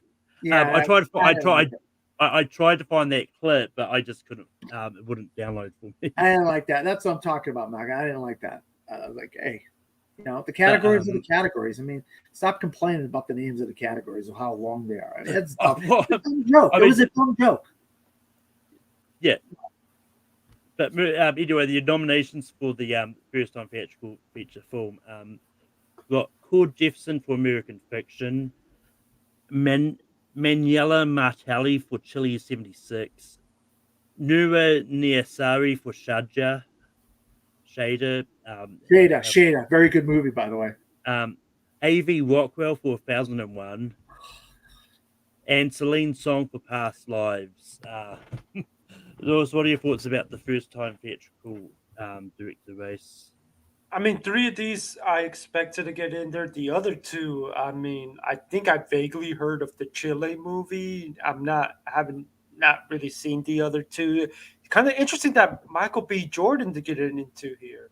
I thought there was a possibility he could get in here for Creed 3. It is potentially a good sign for Past Lives that after blanking at SAG, it was still able to get this first feature nom. Was addition to the Good Day at SAG for American Fiction, which just goes to show you how popular American Fiction is becoming with the industry. But other than that, nothing really shocked me. I would say Song is probably the front runner to win this at DGA. Obviously, we didn't even talk about what could win last the other one because we all know it's going to be Nolan. But this one, I think Song's probably the front runner. Though I wouldn't completely count out them surprising us and going with Cord Jefferson. Yeah, I would love that. I mean, those two movies, I love both of those movies. They're both in my top 10 of the year. But I did like American Fiction more than Past Lives. That would be, either one of them would be great. You know what I mean? What happened to, is Blitz Bazawuli, has he directed a movie before? Yeah, he has. Okay, that's why. Yeah. I'm thinking to myself, I don't remember anything Blitz Bazawuli did before. That's he did one or two small independent films. This was his big breakthrough. Okay. That was, I think I was scratching my head. No Blitz Bazawuli here, But I guess if you said, I'm not gonna lie, I don't know that. I don't recognize the name. That's what I'm saying. I thought this was his first movie myself. What movie are you talking about? He's talking about the Color Purple's director. Oh, right. Yeah. Yeah, I'm sorry, Malcolm. You didn't recognize the name because of the movie, because it's a. Well, I mean, you didn't. I don't think you said the movie. You just said the name. So I was like, "Who the hell?" Color Purple. It's the Color Purple. I'm sorry, Malcolm, about that. It's all good. So at that whole banter, I was quickly looking out to see on. What's his name though? Did you see the Book of Clarence yet, Lewis?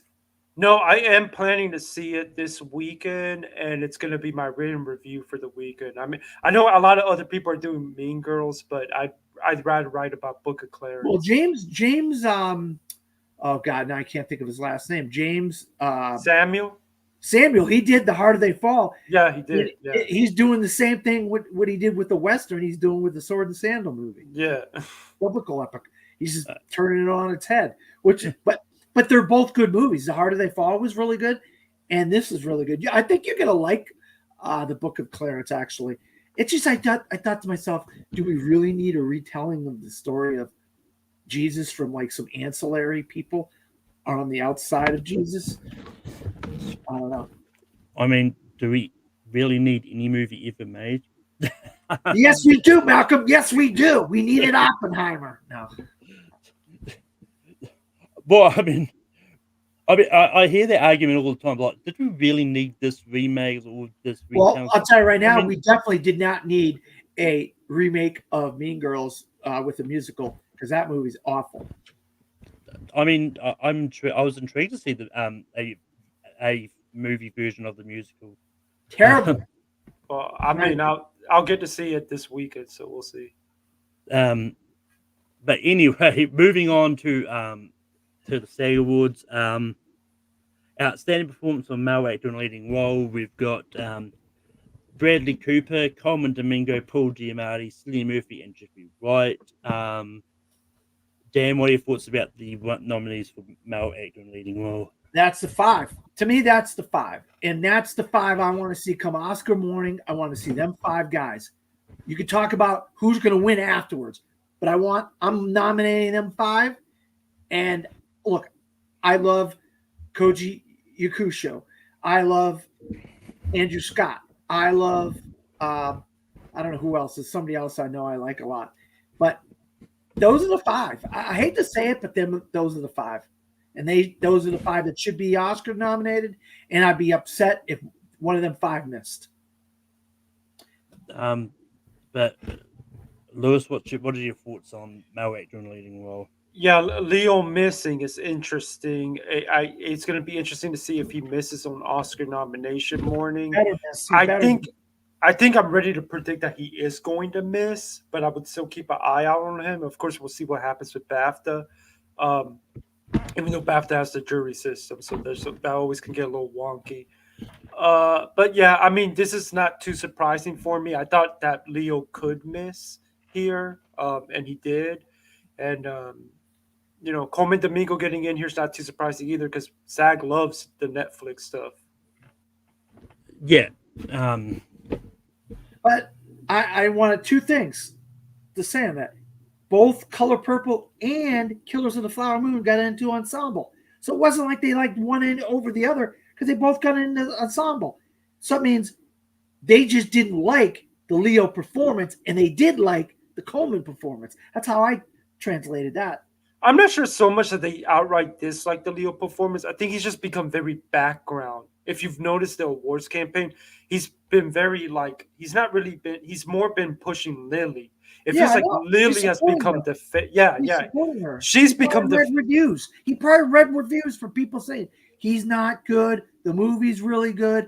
He's not the best part. She's the best part. He ain't dumb. He's gonna help push the person he thinks has got a chance of winning and put himself, who's a massive movie star, in the background to help somebody else. That's ego. Putting your ego aside. Well, I mean that, and I mean it's one of those ones. Like, I don't think a lot of actors read the reviews of their own movies.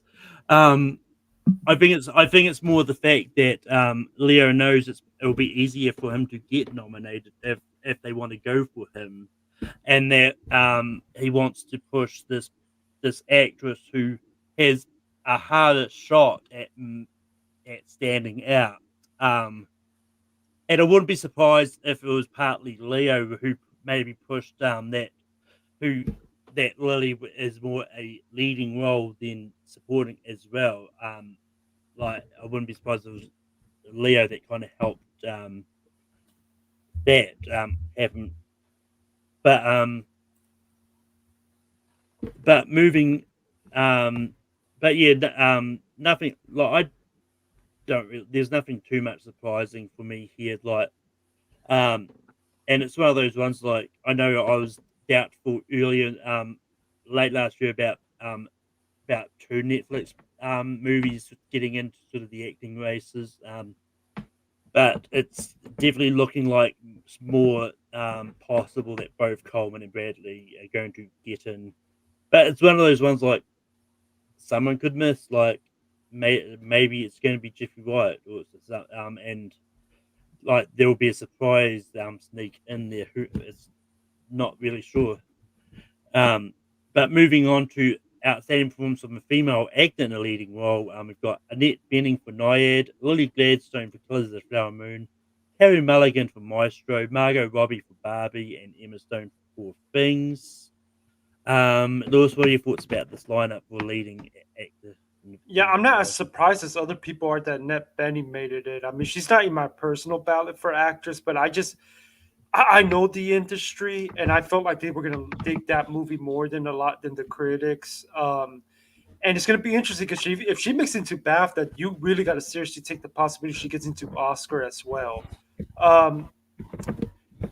In terms of everything else, I mean, like I'm trying to think of what was considered a big snub. People were talking about how Greta Lee and Sandra Hüller didn't get in here. I'm not surprised because SAG doesn't typically go for movies where they have to read subtitles. That's why Parasite getting nominated and winning SAG Ensemble was such a strong case that I think could go all the way. So I'm not surprised. I always thought it was going to be more of an international push. I don't think it's time to hit the panic button for anybody who's rooting for those two to get into Oscar. But this did tell me that Annette Bening, she's got a path. She's got a path to get in. Yeah, I mean it's one of those ones. Like for me, like I think Emma, Margot, and Lily, I think are definitely getting a nomination, no matter what. But I think if anyone misses for the likes of Greta Lee and Sandra Hüller to maybe make surprise appearances here, it's probably going to be Carey and Annette Bening. And I mean I've said my piece about Carey Mulligan before.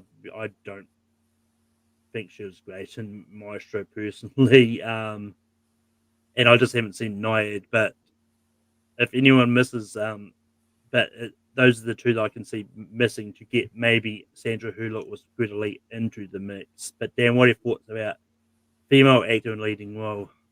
Yeah, I mean, I think this is a great. Margot Robbie's the one to me that I'm like, she's in here, and I'm thinking to myself, I don't see her making the Oscar 5. It's her playing herself. I don't see her doing anything outstanding with her performance. I'm thinking a Fantasia Barrino getting knocked out here is not good for Fantasia Barrino come the Oscars. But I like Fantasia Barrino in that role more than I did Margot Robbie as Barbie, you know. So I think this is going to be there's going to be shakeup in Best Actress more so than Best Actor. I think you got a pretty much solid 5 in Best Actor, where it's got 7, 8 people and actors, 9 people. They're jockeying for those 5 spots, and I just don't think Margot Robbie's the best. I like Carey Mulligan way more, and I am not surprised to see Annette Bening in here because I think she gives a great performance. And I thought to myself, why is she losing traction to some of these people in Best Actress? I mean, I just don't see her as somebody that should be excluded from the conversation. I think she gives a great performance. Plus, she's been around a long time, and she's been nominated a couple times, I think, you know, and it's just maybe SAG saying, "Hey, it's your turn to win," and that betting. Well, I mean, and just quickly to touch on, like Fantasia, Greta Lee, and Sandra Hurley not getting in, is SAG. A big trend I've noticed is SAG doesn't often go for a lot of unknown, people's first roles. Generally, a lot of people that get nominated are people who are known in the industry. At least that's what I've been noticed, like a trend happening lately. But yeah. But moving on to male actor in a supporting role, we got Sterling K. Brown for American Fiction, Willem Dafoe for Poor Things, Robert De Niro for Killers of the Flower Moon, Robert Downey Jr. for Oppenheimer, and Ryan Gosling for Barbie. This is I'm not unhappy with this. So I've still got to see a majority of the movies in here, but it does surprise me that it looks like it's probably going to be the other Willem Dafoe that's probably going to get the love over Mark Ruffalo. But once again, anything is possible because I would imagine that Mark Ruffalo is probably the 6th in this lineup. So it could still go either which way at the Oscars. But Dan, what are your thoughts about the lineup for male actor in a supporting role? Yeah, this is about 4 out of 5 for me. I had 4 out of 5 here, and I just had the 2 Poor Things actors flipped. I actually think Mark Ruffalo does, and I love I love Willem Dafoe in the movie, and I love Willem Dafoe in general in all kinds of different movies and all kinds of different things that he does. I'm a big fan of Willem Dafoe. I actually watched his Criterion Closet a couple before the show started. I just think Mark Ruffalo is doing a better job, and I think he goes for it in that movie more. And I think that he deserved that spot here, you know. But maybe they're just showing an older actor some love, you know, and Willem Dafoe. A lot of older actors, if you count Robert Downey Jr., Robert De Niro, and Willem Dafoe, you know. So, but this is probably 4 out of 5 for what I'm going to go for the Oscars, more than likely. And Lewis, what are your thoughts about male supporting actor lineup? Yeah, I mean Melton missing after, and then he missed the BAFTA long list when the international brand should be hit. It's pushing May, December. I thought tells you that it's not really translated with the industry. Sterling K. Brown here tells you how strong and powerful American Fiction was with them, as we saw when it got into SAG Ensemble. And I already talked about what I think the race is going to look like. This is going to probably tell us how a Barbenheimer showdown will go down. Moving on to supporting actress, we've got Emily Blunt, Danielle Brooks, Penelope Cruz, Jodie Foster, Divine Joy Randolph. Dan, what are your thoughts about the lineup for supporting actress? Yeah, I'm a little bit surprised Emily Blunt got in here, but she seems to always get into SAG. It seems no matter what she does, she seems to get that SAG knob. I don't think she's doing anything that great. On the other hand, I'm glad to see Penelope Cruz get in here because I think Penelope Cruz is the best part about Ferrari. So if I would definitely put somebody else in there. I don't know. Take. Did Lily Gladstone get into Best Actress? Yes. Yes. I take her out of Best Actress, put her into Best Supporting in Emily Blunt's place, put one of the others, Barrino, Hooler, or Greta Lee, into Best Actress, and that would be your 10 for me. I would that those would be the 10 I would go with. But yeah, I like or take Blunt out and add America Ferrera in there because I think not one but two movies America Ferrera gives two really good performances in supporting roles in both Barbie and Dumb Money. I know, and a lot of people like Dumb Money. Well, I like Dumb Money. I think she did a good job. So there you go. I thought a lot of people like Dumb Money. I've never said anything about Dumb Money. You said something to me one of these times about nobody liked Dumb Money and no one's going to remember America Ferrera in that movie or something. I can't remember. Well, I mean, it's more of a case. I think what I've probably said is, if anything, people are probably going to go for America Ferrera for Barbie. I don't think I never said anything about no one liking Dumb Money. I haven't seen Dumb Money, so I don't know that I have heard anything about people not liking it. But Lewis, what are your thoughts about the supporting actress lineup? Yeah, America Ferrera not getting in here was a little surprising to me because when they gave Barbie Stunt Ensemble, which I'm sorry, that was ridiculous. I thought, oh my God, they're gonna go nuts for this, but she didn't get in here, which is a bit surprising to me. Maybe it shows a tad of weakness for the Barbie versus Oppenheimer SAG Ensemble fight, but at the same time, I always thought that she was probably a long shot out of their acting contenders. Penelope Cruz, it'll be interesting to see if that can translate come Oscar time because she did not get into the BAFTA long list. But we do know that the Academy loves himself some Penelope Cruz. But yeah, there's not really anything surprising for me. And it's one of those ones like I can't think of anyone that like wasn't nominated that probably should have been, apart from the ones we've already discussed. But it's one of those ones like so I actually did like Emily Blunt in there, but I would have gone Florence Pugh for Oppenheimer over Emily Blunt for supporting if anything. But it is what it is. But moving on, what Danielle Brooks, Divine Joy Randolph, Emily Blunt, Penelope Cruz, and who else? Jodie Foster. Oh, it's Jodie Foster. Yeah, I'm Who's surprised. got it in everywhere. I'm surprised. Yeah, see everybody. Oh, Jodie Foster's not going to get in. What happens? She gets in. But yeah, it's looking like your theory about the all being people of color is probably not going to happen. Yeah, I know, Malcolm. But moving on to outstanding performance by a cast in a motion picture, we've got American Fiction, Barbie, The Color Purple, Killers of the Flower Moon, and Oppenheimer. Which, based on the lineup, the only people that they've got listed for the ensemble is only 9 people. So whether or not they're not considering all the other 70 speaking parts, or they just didn't want to write all the names down because is that all films got 9 people? No, he's talking about Oppenheimer. Oppenheimer's only got 9 people, but the other films have more or less. Malcolm, it's 9 because there's well, I think Color Purple has 12, and I think Barbie has 10. Yeah, and they're only giving Oppenheimer 9.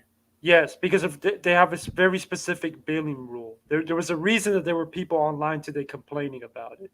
A billing rule? What is that?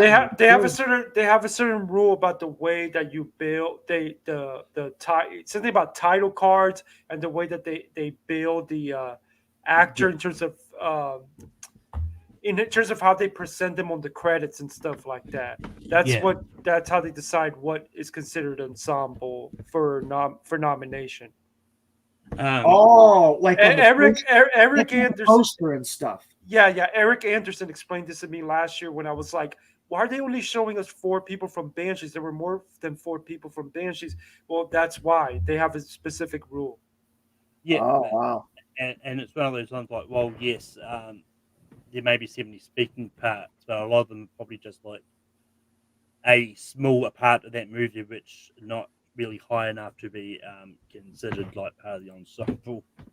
But this But anyway, is five, right, Malcolm? That's the Well- five, right? I mean, you got the five massive casts. You didn't go with the little cast this year, right? So those would be the biggest possible cast they could go with, right? well, yeah.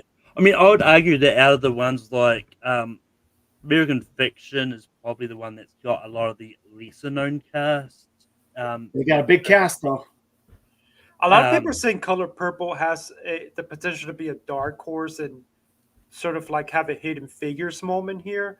But I would say keep an eye on American Fiction because American Fiction showed up more and it's a Best Picture contender. Yeah, it's got a great cast too. It's really That being said, I do think it's Oppenheimer versus Barbie here. oh yeah. I mean, I would argue that maybe Killers maybe sneaks into there. As People well. were complaining. I was, that on film Twitter today, they were complaining, Malcolm, oh, not enough Native Americans in the list of SAG. Well, a lot of them are people that never acted before. Yeah, I mean, once again, it comes down to the spelling rule. But anyway, I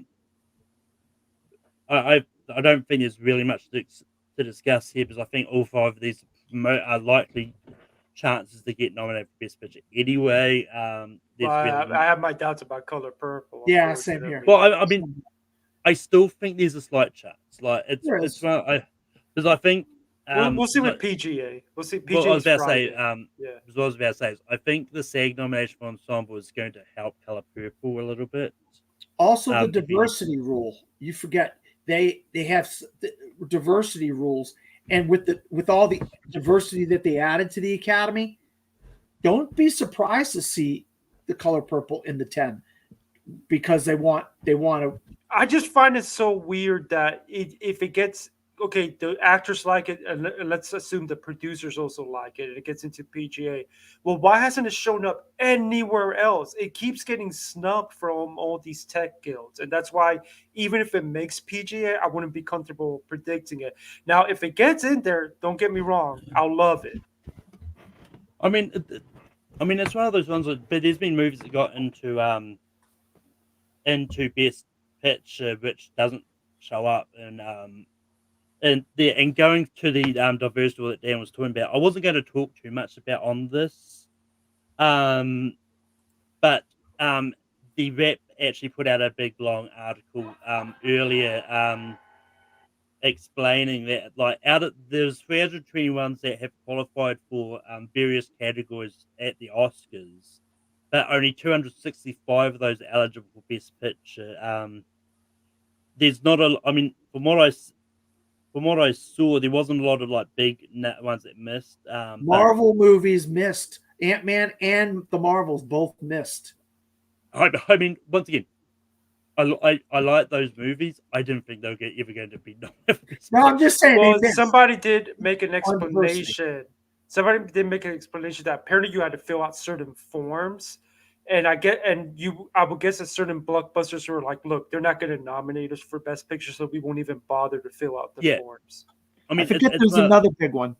Go ahead, Malcolm. What I was about to say is absent from the best like in the article it said like absent from the Best Picture list doesn't necessarily mean that they failed to meet those standards, but because their application is voluntary and films can opt out of Best Picture considerations. But some of the ones that are not eligible for Best Pictures, like the Marvel ones, as Dan said, but The Creator is a big one that's not eligible for Best Picture, and also Dumb Money wasn't eligible for Best Picture, and also something that I didn't realize was going to be a thing, but apparently Taylor Swift, The Eras Tour, is eligible for a category at the Oscars. I don't think it's going to get anything, but just seeing that there in general surprised me a lot. But and also like other things that were kind of there is like a handful of documentaries that aren't eligible for Best Pictures, like 20 Days of Mariupol, Common Ground, Going to Mars. The sequel to Ernest and Celestine wasn't eligible.